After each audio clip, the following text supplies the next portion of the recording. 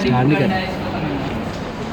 मुख्तलिफ स्टेप्स जिस तरह स्टेप्स की मदद से मैं समझाता हुआ आ रहा हूँ, इसके ऊपर भी मुख्तलिफ स्टेप्स के ऊपर से समझा रही हूँ। अगर आप वो वाले स्टेप्स को फॉलो करेंगे तो आपको अच्छे तरीके से समझ लग जाएगा।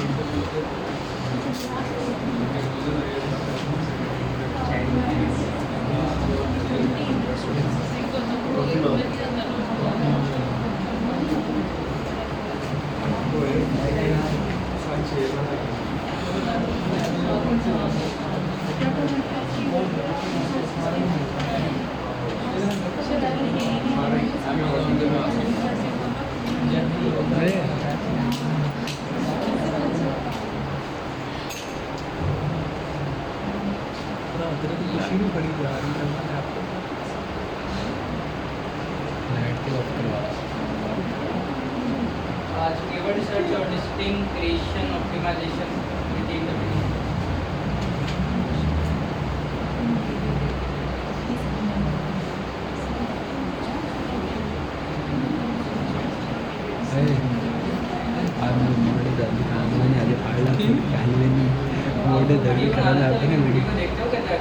कौन सी वीडियो? चलो इसी बारे में लेकिन मेरे प्लेस के मुताबिक आप वीडियो बना लेते हो, लेकिन उसको बाद में देखना वो फ़ायदा नहीं होता। हाँ जी भाई, मेरे का मतलब नहीं आता सही लेकिन फिर आप वीडियो बना देते हो ना, फिर आपके दिन में क्वेश्चन भी नहीं आएंगे। जी सर। उससे रिलेटेड वैसे नहीं समझ आएगी। सुन ले मेरे काम करना एक और इन्वॉल्वमेंट के बना हुआ है बस कल बना लिया, फिर उसके बाद ही बनानी है। अच्छा, तो यहाँ पे आते हैं हम डैशबोर्ड पे।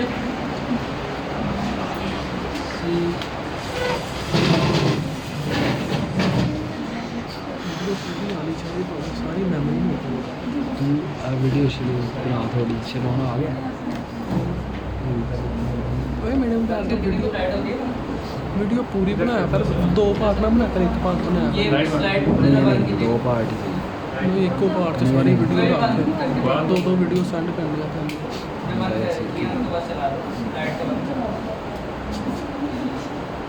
चलो रहने दो बस, ठीक, ओके। ये वाला टॉपिक थोड़ा सा सेंसिटिव है, लाइक कह लें कि इसके अंदर हम 3 टॉपिक डिस्कस करेंगे। आपकी 3 सर्विस प्रोवाइडिंग के तौर पर जो स्किल्स हैं वो आज देखेंगे।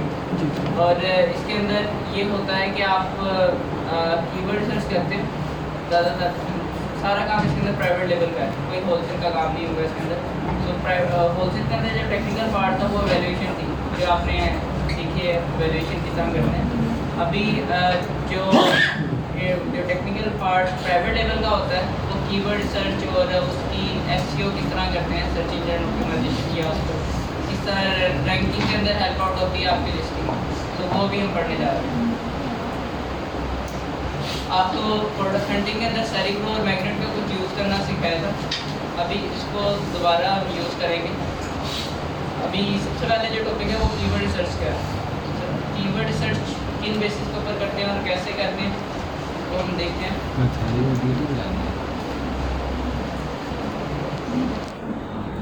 लेट्स सपोज यहाँ पे अमेज़न आपने की है,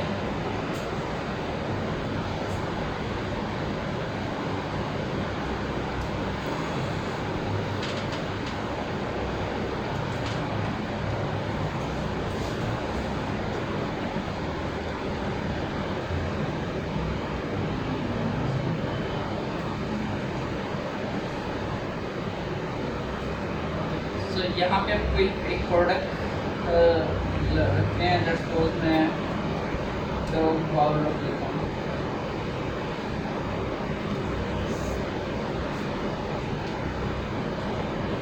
आपकी फॉर एग्जाम्पल ये वाली प्रोडक्ट हंट हो गई है, डॉग बॉल से रिलेटेड थी और ये आपने बेच दिया। इसका हंटिंग के अंदर आपने जो तरीके सीखे उसके बाद आप जब सोर्सिंग करते हो तो सोर्सिंग के अंदर एक पॉइंट आपका रह गया, तो वो ये था कि what is patent and how we can check the product is patent और नॉट। कि पेटेंट प्रोडक्ट कौन सी है। पेटेंट ये होता है कि आप ट्रेडमार्क होता है। लेट्स सपोज अगर किसी ने ये वाली प्रोडक्ट इस तरह की डिज़ाइन की हुई है ना, आपने भी अगर डॉग पाउडर डिज़ाइन करना है तो आप एक्यूरेट इसी तरह का बाउल एक मैन्युफैक्चर करते हैं जिसके अंदर सारी जो शेप्स हैं, जो बाउल की धुलाई, ये सारा कुछ होया हुआ है, ये सारा बिल्कुल इसी तरह का हो। और अगर इस बंदे ने प्रोडक्ट अपनी रजिस्टर्ड ऑलरेडी करवाई हुई हो तो आपके ऊपर केस हो सकता है या आपकी प्रोडक्ट लिस्टिंग रिमूव हो सकती है। इसकी एग्जांपल ऐसे ली जा सकती है जिस तरह अगर कोई करोला गाड़ी का कोई भी मॉडल है, अगर आप लोगों ने अपना ब्रांड रजिस्टर करना है, कोई गाड़ी मैन्युफैक्चर करनी है, तो अगर आप करोला की तरह की गाड़ी अगर मैन्युफैक्चर कर दोगे या सुजुकी वाले करोला का डिज़ाइन कॉपी कर लेंगे तो उनके ऊपर केस हो जाएगा। वो नहीं कर सकते डिज़ाइन, क्योंकि एक कॉपीराइट होता है, एक उसकी अपना एक ट्रेडमार्क होता है। जी। सो आपको अगर कोई प्रोडक्ट बेचनी है तो सबसे पहले उसको ये जानना आपके लिए लाजमी है कि वो पेटेंट है कि नहीं। तो पेटेंट मुख्तलिफ वेबसाइट्स होती हैं, गूगल पेटेंट के तौर पर भी आप चेक कर सकते हैं और भी वेबसाइट्स हैं। लेकिन जो असल में जो आपका काम होता है या वो कैसे होता है कि आप फाइबर के ऊपर जाएं, क्योंकि पैसा सारा क्लाइंट ने लगाना होता है। तो ज़रूरी ये है कि आप एक कोई प्रोफेशनल बंदा है उससे पेटेंट चेक करवा लें। आप वैसे खुद भी चेक कर सकते हैं पेटेंट, गूगल पेटेंट वगैरह होता है, लेकिन वो रिकमेंडेड नहीं होता कि आप खुद से कर लें अगर आप प्रोफेशनल नहीं हैं। तो उसमें ये होता है कि आप चूँकि ऐसी प्रोडक्ट जिसके ऊपर आपने 20-30 हज़ार डॉलर लगाने हैं, तो वो आप प्रोफेशनल के हाथ में देंगे, वो आप बता के आपको बता दें, देख के आपको बता दें कि पेटेंट बाकी रजिस्टर तो नहीं है। ये ना हो कि 1 साल बाद या 6 महीने बाद आपको पता लगे पेटेंट है और आपकी अकाउंट पूरा बंद हो जाए और आपके पास अकाउंट के ऊपर अगर 2000 यूनिट थे तो 2000 यूनिट सारे उड़ जाए या आपको रिमूवल ऑर्डर क्रिएट करके वापस मंगवाने पड़ेंगे। सर इसका कोई अलग से कोर्स होता है पेटेंट के लिए? पेटेंट के लिए आप वैसे अलग से आप कह लो कि आप कर सकते हो। उसके लिए ये है कि इसकी छोटी एग्जांपल ऐसे ली जा सकती है ना, जिस तरह आप पाकिस्तान में जिस तरह ट्रेडमार्क होता है ना, तो पाकिस्तान में अगर ट्रेडमार्क है तो फॉर एग्जांपल अब वंस कॉमर्स ने कोई अपना लोगो ट्रेडमार्क रजिस्टर किया। सो अगर कोई बाहर के मुल्क का बंदा अगर चेक करना चाहे तो अमूमन वो पाकिस्तानी कोई भी बंदा हायर करेगा जो SCCP वगैरह से रजिस्टर्ड है कि नहीं है, वो जाके खुद भी ऑफिस के अंदर जाके चेक कर सकते हैं और सारा वो डॉक्यूमेंटेशन वगैरह इजीली प्रोवाइड कर देगा। लेकिन अगर यही का आप कोई अमेरिका का बंदा देखो तो वो नहीं कर सकेगा, क्योंकि SCCP से एक्सेस स्कोर वो सारी चीज़ें बड़ी डिफिकल्टीज होती। तो ज़रूरी ये है कि आपने, क्योंकि रजिस्टर्ड भी वहीं पर किया होता है, बाहर रजिस्टर किया होता है, आप कोई वो प्रोफेशनल ढूंढ लें जो इसका काम ही होता है। फॉर एग्जांपल अभी अकाउंटेंट होते हैं मुख्तलिफ, जो बैट वगैरह सारे ये साथ देखते हैं, लीगल फाइल वगैरह सारे रिटर्न फाइल वगैरह जमा करवाते हैं। तो उनका एक काम होता है, उनका काम ही यही होता है कि वो ये काम करें। अब इसके लिए आपने कह रहे हो कि वो इसके लिए स्पेशलाइजेशन इसके लिए होती है स्पेशलाइजेशन।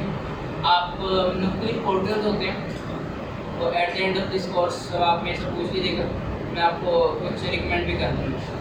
तो वहाँ से भी आप कर सकते हैं, लेकिन इसके लिए यही है कि सेल्फ लर्निंग थोड़ी सी आपको करनी पड़ेगी। ये वो है कि आप जिस तरह भी आपने अमेज़न का कोर्स किया ना, आप एक स्किल को आप स्पेशलाइजेशन इसके अंदर कर सकते हैं, एक स्किल। तो जिस तरह आप फिजिक्स, केमिस्ट्री और बायो पढ़ते हैं, ये वही हिसाब है कि आपने फिजिक्स, केमिस्ट्री और बायो पढ़ ली है, लेकिन थोड़ी सी डीपली पढ़ ली है।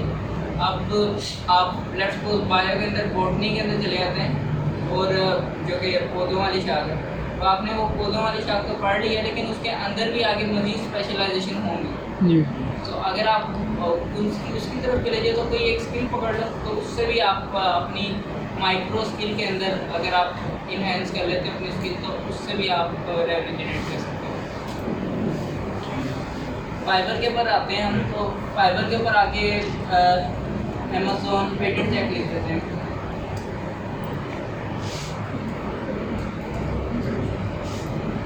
तो यहाँ पे मुख्तलिफ ना सर्विस प्रोवाइडर आ जाएंगे आपके पास। बेहतर ये है कि पाकिस्तानी को हायर ना करें, बाहर का कोई बंदा है तो उसको हायर कर लें, लेकिन अगेन आप चेक करें कि सारा उसकी पोर्टफोलियो उसका कितना उसने ऑलरेडी काम किया हुआ है, ये एक यूएसपीटीओ की साइट होती है और एक गूगल पेटेंट होता है, ठीक है। यहाँ से आप चेक कर सकते हैं, लेकिन अगेन मैंने बताया कि आप प्रोफेशनल बंदे से चेक करवा लें तो बेहतर है, क्योंकि प्राइवेट लेवल एक ऐसी स्किल है जिसके अंदर सारा काम आप खुद नहीं कर सकते। लेट्स सपोज अगर आपने डिज़ाइनिंग का काम करवा के लिस्टिंग की तस्वीरें लगानी है तो आप तस्वीरें कैमरा पर की तस्वीरें इनकी फोटो शूट करोगे, आप किसी से करवाओगे। इसी तरह कंटेंट अगर आपने लिखना है तो हो सकता है आप किसी से कंटेंट लिखवा दें। तो एज ए वर्चुअल असिस्टेंट हर चीज़ आपको आनी नहीं चाहिए। 70% अगर आपको चीज़ आती है तो आप 100% कोई एक स्किल के अंदर माहिर हो तो आप खुद कर सकते हो। ये वैसे भी एक कहने की यूनिवर्सल एक रूल होता है जो आपको बाद में चलता रहता है कि आपको हर एक स्किल को माहिर होना नहीं चाहिए। होना नहीं है कि 100% हर एक स्किल के अंदर माहिर हो जाए। आपको 70% अगर बाकी स्किल आती हैं, 100% एक स्किल की ग्रिप है तो देन ओके आप कर सकते हैं। यहाँ से आप किसी एक बंदे की सर्विस प्रोवाइड कोई ऑफर वगैरह कर सकते हैं। यहाँ से लेट्स सपोज मैं इसने हमजा प्रूफ है ये,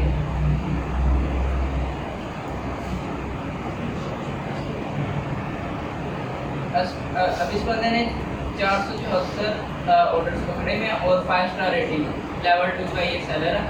सो अच्छा ये completed 50+ orders on time while meeting fibers quality criteria। ये कहता है कि ये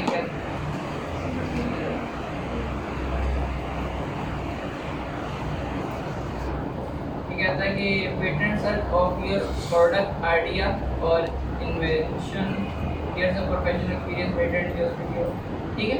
अमेजोन वगैरह से आप ट्रेडमार्क वगैरह ओके करवाना चाहें तो उसे कर दें। 3,000 लेगा, क्लाइंट से आप 10-15 हज़ार ले लोगे तो यहाँ से आपकी बचत हो जाएगी, ठीक है। यही वो होते हैं कि आपने अपना कट रख के अपनी सर्विस आगे आउटसोर्स कर देंगे और ये आपकी अर्निंग होती है कि एज ए वर्चुअल असिस्टेंट ऐसे आप कमाते हैं। लेकिन आप अगर ये कहोगे कि 3,028 रुपये ही मैंने अगर क्लाइंट से लेने और 3,028 का ही काम करना है, वो लाइक क्या लेंगे एक आप इसके अंदर अगर समझते हो कि ऑनेस्टी का एक सेगमेंट है तो ठीक है आप कर सकते हो, लेकिन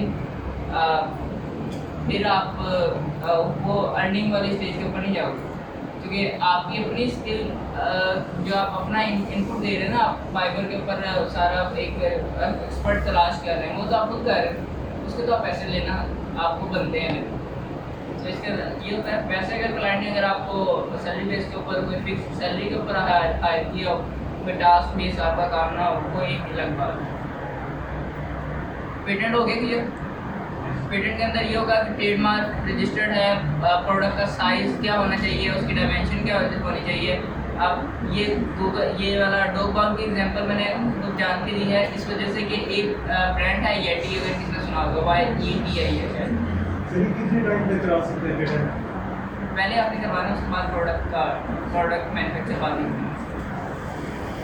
एक ब्रांड है येटी, तो उसकी प्रोडक्ट है डॉग बाउल और वो पेटेंट है। अब आपको जो पेटेंट वाला है ना, वो कम से कम या तो रिकमेंडेशन दे देगा, आपको कम से कम पता लग देगा कि किस किस्म की प्रोडक्ट पेटेंट है। और मैंने अपनी मॉडिफिकेशन जो कस्टमाइजेशन हमने पढ़ी थी लास्ट जो रिसोर्सिंग वाली क्लास में, तो उसमें हमने देखा था कि कस्टमाइजेशन अब होती है। अब लेट्स सपोज अगर कोई एक चम्मच आप कर रहे हो, कोई भी चम्मच अगर आप स्पून, कुकिंग स्पून वगैरह कोई कर रहे हो, तो आपने अगर देखा होगा उसको कोई हैंग करने के लिए ना पीछे एक या तो हुक बनी होगी या एक होल बना होगा जहाँ से वो आप हैंग कर दो किसी भी रैक के अंदर। सो लेट्स सपोज अगर पेटेंट हुआ हुआ है कि आप एक फॉर एग्जांपल एक हैंगिंग के लिए कोई एक उसने कोई एक होल क्रिएट किया हुआ है, लेकिन आप उसको मॉडिफाई करके आप एक हुक बना सकते हो। उसको कोई हैंडल को कोई टेढ़ा कर दो या किसी भी अंदाज से कि वो हैंग हो जाए, थोड़ा एडिट कर दो, तो आपका प्रोडक्ट चेंज हो जाएगा, आपका डिज़ाइन चेंज हो जाएगा। तो मॉडिफिकेशन तो होगी, लेकिन सप्लायर से ये जो मैन्युफैक्चरर है उसे पूछना पड़ेगा कि आप इस तरह की मॉडिफिकेशन करके दे दोगे। अमूमन सप्लायर्स मॉडिफिकेशन जो करते हैं वो या तो प्रोडक्ट के ऊपर आपका ब्रांड का नाम लिख देंगे किसी और ब्रांड की जगह, या आपकी प्रोडक्ट का कलर चेंज कर देंगे। सो एक छोटी मोटी बड़ी कस्टमाइजेशन करते हैं, इतनी बड़ी कस्टमाइजेशन नहीं करके देंगे कि आपको पूरा अपना डाई का जो सांचा है वही चेंज कर देंगे। वैसे तो वो नहीं करेंगे, लेकिन आपने अपने अकॉर्डिंगली देखना है। लेट्स सपोज अब ये मेटल की पूरी एक वो लगी हुई है, मेटल की जगह आप यहाँ पे अगर रबड़ की लगाना चाहो और उसके बाद अगर आप इस शेप को थोड़ा सा ओवल टाइप या इस टाइप बनाना चाहो, ठीक है, ये नीचे देखो रबड़ की एक पूरी ग्रिप लगी हुई है। अब इसके अंदर रबड़ की ग्रिप आई थिंक वो नहीं होगी, या एक ये जो नीचे जो सरफेस के ऊपर टच हो रही है इसकी, वो जो इसकी जो मेटल सरफेस के ऊपर जो टच हो रही है शायद वहाँ पे रबड़ की एक ग्रिप हो, लेकिन ऐसी ग्रिप नहीं है। सो आप इस तरह की मॉडिफिकेशन आप कर सकते हो। पहले ये देखना पड़ेगा कि किस तरह की ऑलरेडी प्रोडक्ट जो पेटेंट रजिस्टर्ड हुई है, तो मैंने उसके मुख्तलिफ प्रोडक्ट कौन सी बनाए, इस अंदाज से आप अपने सप्लायर को कमांड दे सकते हैं। सर अगर हम यहाँ से आइडिया लेके डिफरेंट प्रोडक्ट बना लें तो भी करते हैं? हाँ चलेगा, ये वाला इसकी मैं बात कर रहा हूँ। अच्छा, तो अब ये देखना कि एक और चीज़ यहाँ पे है, ये वाला, ये आई थिंक ये उसके ब्रांड का लोगो है, ये जो है ना लविंग पेट्स, इसके ब्रांड का ये लोगो है। तो आप चाहे अपना यहाँ पे कोई डॉग का कोई करेक्टर या वो जिस तरह एक कार्टूनिस्ट पिक्चर बना लेते हैं, वैसे बना के एक लोगो शोगो लगा सकते हैं। तो इस तरह आप कर सकते हैं। पेटेंट के बाद हम चेक करते हैं कि लेट्स सपोज हमने पेटेंट का तो देख लिया कि अब प्रोडक्ट हमने डॉग बॉल ही ले लिया, अब इसके कीवर्ड रिसर्च कैसे करेंगे।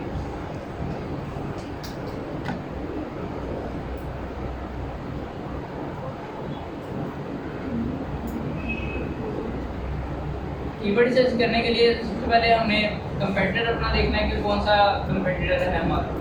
लेट्स सपोज अब ये वाला हम ऑन करने लगे, आपको प्रोडक्ट हंटिंग के अंदर चीज़ें बताई भी थी कि आपने किस तरह रिव्यू काउंट वगैरह देख दिया, 400 से कम रिव्यूज़ काउंट होने चाहिए, तो उसके अकॉर्डिंगली आपने देखना है। तो अब 400 से कम जिसके रिव्यूज़ हैं और अगेन वो अच्छा कमा रहा है, रेवेन्यू उसका ज़्यादा है, तो वो आपका कंपेटिटर होगा। अगर आप उसको कम्पीट कर लो तो आप ज़्यादा जल्दी शायद रैंक अपना जल्दी हो जाओगे और दूसरा रेवेन्यू आप जल्दी ज़्यादा कमा सकते हैं, क्योंकि आपने ऐसा सप्लायर या ऐसा वो सेलर ढूंढा है जिसके रिव्यूज़ काउंट कम है लेकिन रेवेन्यू ज़्यादा है। और अगर उसकी स्ट्रेटजीज जो वो कर रहा है आप उसको काउंटर करते हुए अपनी स्ट्रेटजीज उस हिसाब से डिफाइन करो, तो आपको ज़्यादा चांसेस होंगे कि आप जल्दी उसके अंदर रैंकिंग हो जो, या उसके मुकाबले में रेवेन्यू अपना भी अच्छा कमाने का। तो ये एक फैक्टर होता है। अब जो है वो हेड टू हेड चीज़ों को देखा जाता है कि उसकी प्राइस क्या है और आपकी प्राइस क्या है। आप अगर उसने 2 सेंट्स कम किए तो आप 4 सेंट्स कम कर रहे हो या उसके बराबर वाली प्राइस लगा रहे हो, तो इस तरह होता है। आप ये प्राइवेट लेवल में यही होता है, आपने प्राइवेट लेवल में 2-3 कंपेटिटर्स अपने लाजमी चूज़ करने होते हैं, तो फिर आपको पता लगता है कि आप 2 महीने बाद 4 महीने बाद अपने कंपेटिटर्स को क्रॉस कर दिया आपने या नहीं किया, ठीक है। तो ये RTOI आप इंगेज रहते हो अपने कंपेटिटर के साथ। और बाज़ यही वाले कंपेटिटर होते हैं जो आपकी लिस्टिंग के ऊपर नेगेटिव रिव्यू दे देते हैं खरीदने के बाद, क्योंकि लड़ाई जारी होती है पूरी।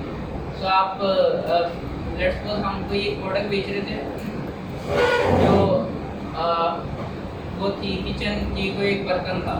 सो अब हम वो वाली प्रोडक्ट बेच रहे थे, लेकिन वो वाली प्रोडक्ट अगर आप ओवन में रख के गर्म करो ना, उसके ऊपर कोई भी खाना रख के गर्म करो तो वो होता उसको कुछ भी नहीं, मतलब कोई इतनी वो नहीं थी प्रोडक्ट। लेकिन उसके कंपेटिटर ने रिव्यू भेजा कि ये वाली प्रोडक्ट मैंने ओवन में रखी है या फिर कुछ इस तरह रखा था ये ख़राब हो गई।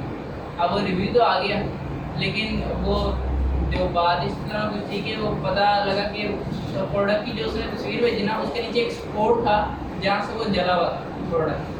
अब वो एक स्पेसिफिकली एक स्पॉट बना हुआ आपके पास जो जहाँ से वो चीज़ जली हुई हो, तो ओवन के अंदर अगर तो वो तो मेल्ट हो जानी थी ना पूरी, या सारी तरफ इफेक्ट आना था, लेकिन एक स्पॉट ही क्यों जला हुआ था? तो इसका मतलब उसने या तो कोई चूल्हे के ऊपर रखी वो वाली प्रोडक्ट गर्म की होगी, या कुछ ना कुछ इस तरह करके कि वो प्रोडक्ट अब वो यूजेबल नहीं थी। अब उसका रिव्यू उसने दे दिया, अब वो था कंपेटिटर, लेकिन आप इन पॉइंट्स को फिर आप काउंटर करते हो, फिर आप कहते हो अमेज़ॉन को कि ये it is not making any sense कि आप ओवन में रख रहे हो और एक ही स्पॉट इसका जला हो। तो अमेज़ॉन से बात कर आप कंप्लेन करते हो, लेकिन इन चीज़ों के ऊपर अमेज़ॉन इतना आपको यूज़फुल साबित नहीं होगा, बिकॉज अमेज़ॉन कहता है कि कस्टमर्स रिव्यूज़ है तो कस्टमर्स का ही रिव्यूज़ हम ओके करेंगे। तो इस सूरत में फिर आप देखते हो कि नेगेटिव रिव्यू आ गया, जो top of the listing show हो रहा है, अब 5-7 पॉजिटिव रिव्यूज़ भी ले लें हम, ताकि वो नेगेटिव रिव्यू हमारा नीचे चला जाए। तो उसके पीछे भी पूरी गेम होती है। तो अब हम देखते हैं कि लेट्स सपोज अभी हमने कोई कंप्यूटर यूज़ कर लेते हैं, कोई भी ये वाला एक यूनिक सी प्रोडक्ट नज़र आ रही है, इसका कंप्यूटर यूज़ कर लेते हैं। मैंने यहाँ पे जिंगल स्काउट की एक्सटेंशन यूज़ की हुई है, जो अभी मैं फ़िलहाल लॉगिन नहीं हूँ, तो आपके पास भी विदाउट लॉगिन ऐसे आ जाएगी, ठीक है। टूल लेट्स सपोज मेरे पास अभी नहीं है जिंगल स्काउट का, ऐसे आ जाएगी। क्लिक करता हूँ तो ये सिम कॉपी हो गया। अब यहाँ पे आ जाता हूँ सेरिप्रो के अंदर, जो हमने ऑलरेडी चीज़ें कुछ पढ़ ली थी प्रोडक्ट हंटिंग के अंदर। अब उसके बाद यहाँ पे आता हूँ और सेरिप्रो में एसिन पुट कर दिया। ये वही वाली चीज़ है कि जब मैं दोबारा बता रहा हूँ कि प्रोडक्ट हंटिंग के अंदर जब हमने देखी गेट कीवर्ड्स के ऊपर क्लिक करेंगे तो इसके सारे कीवर्ड्स आते हैं।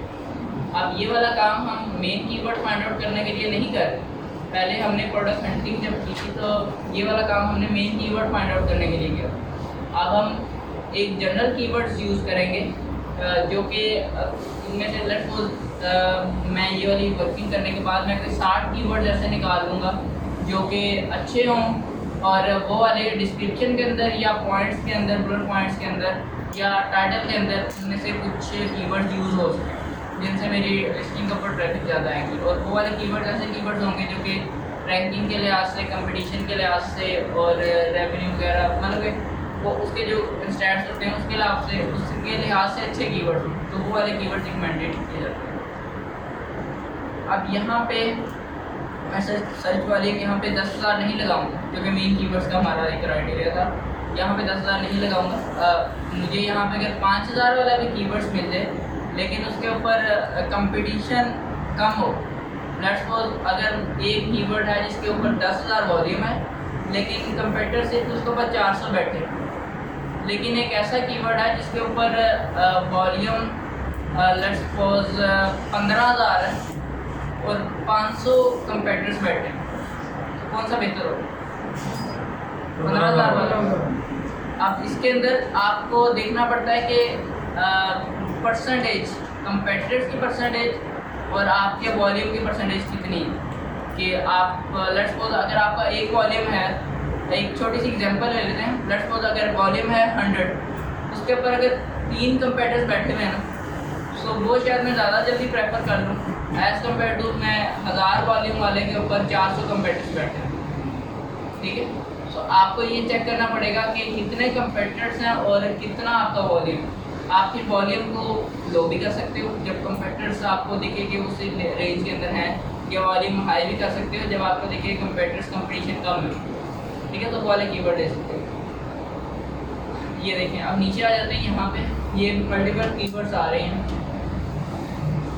दो फूड बाउल्स, ये तो आपका एक मेन कीवर्ड होगा, या मेन कीवर्ड्स नहीं तो एक अच्छा एक ये वो वाला कीवर्ड होगा जो कि आप जनरली यूज़ करोगे, जो कि आपके प्रोडक्ट की यही है, दो फूड बाउल।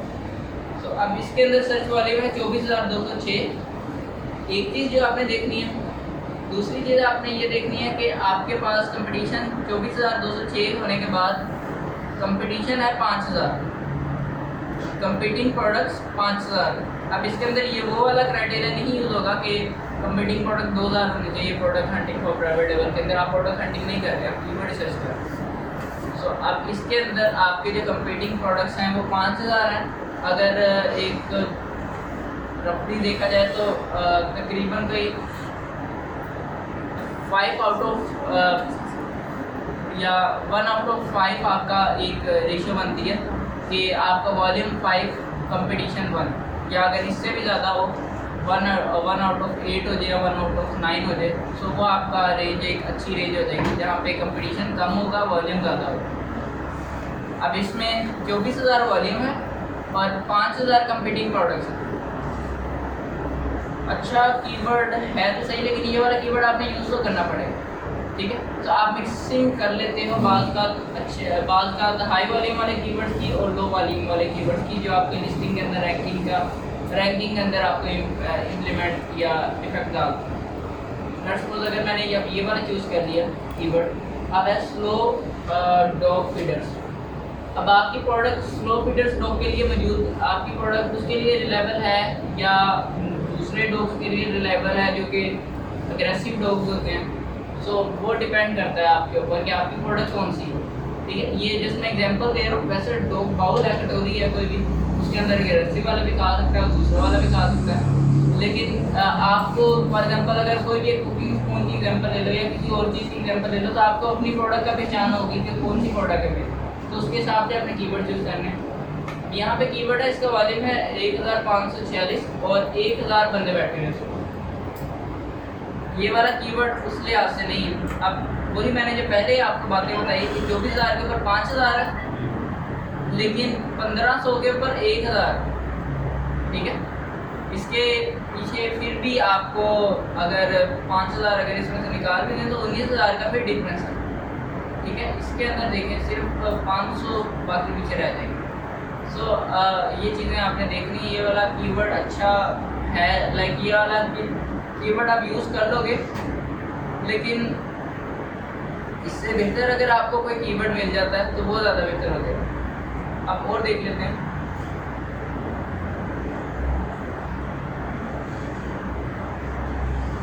ये देखो, ये वाला कीवर्ड है 282 और 1000, इसको तो छोड़ देंगे, आपका कंपटीशन आता है।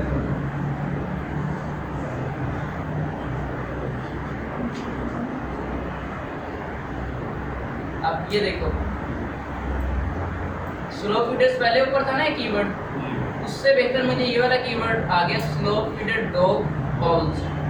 अब इसके अंदर जो वॉल्यूम है इसका 64,000 और कंपटीशन सिर्फ 1,000 से थोड़ा सा ज़्यादा, मतलब ग्रेटर देन 1000 लिखा हुआ है। तो आप इसको सेलेक्ट कर लो। इस तरह आप एक्सप्लोर ये करते जाओगे और देखते जाओगे कि किसका क्या पोजीशन है। सर इसको हाई टू लो नहीं कर सकते? हाई टू लो भी कर लोगे, लेकिन वो फिर अपने रेंज के हिसाब से कर सकते हो, किया जा सकता है। मैं इनमें से देख रहा हूँ, फिर कर देता हूँ। अब ये देखो, अब जो आपने स्लो फीडर डॉग बाउल्स पहले सेलेक्ट किया ना, 64,000 वॉल्यूम वाला और 1,000 कंपटीशन वाला, अब उस कीवर्ड के अंदर ये वाला कीवर्ड भी शामिल होगा, स्लो फीडर। बेसिकली वो वाला जो कीवर्ड हमने ऊपर चूज़ किया वो 2 कीवर्ड है, ये वाला था 62,000 वाला सर्च वाले, ये वाला कीवर्ड, और नहीं ये तो 6,000 है, 64,000 वाला ऊपर है। अब ये वाला कीवर्ड देखें और ये वाला कीवर्ड कहाँ गया,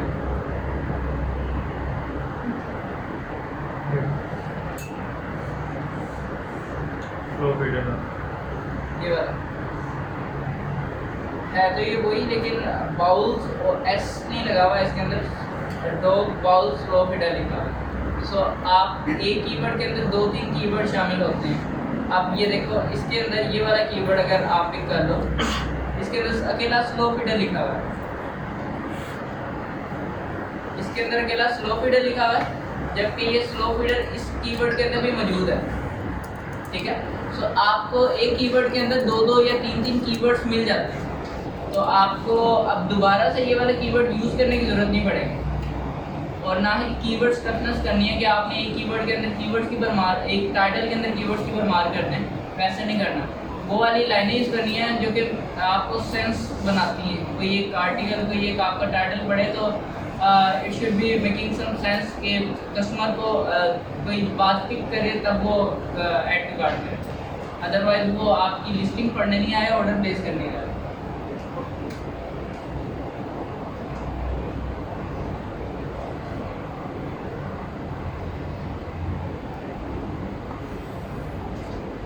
जब मैंने 2-3 कीवर्ड चूज़ कर लिए, समझ लगी किस बेस के ऊपर मैंने कीवर्ड चूज़ किया। अगर आप चलो आप मंथली रिसर्च वॉल्यूम इसका वो देख लेते हैं, हाई टू लो कर लेते हैं।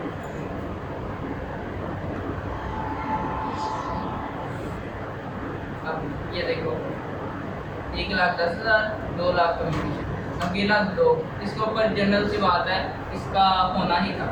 अकेला डॉग है ना, एक स्पेसिफिक एक वो कोई एक कीवर्ड नहीं है जो कि कंफर्टेबल स्टील ब्लू चेयर, अकेला ये चेयर लिखा, तो उस चेयर के ऊपर तो क्यूरी बहुत ज़्यादा आएंगी, तो आपका वो नहीं, मतलब फिर इसमें रात को ऑडियंस के क्लिक्स बहुत ज़्यादा होंगे। एक रफली सा एक छोटा सा कीवर्ड है, इसके हवाले का था। सो बहरहाल अब नीचे आ जाते हैं।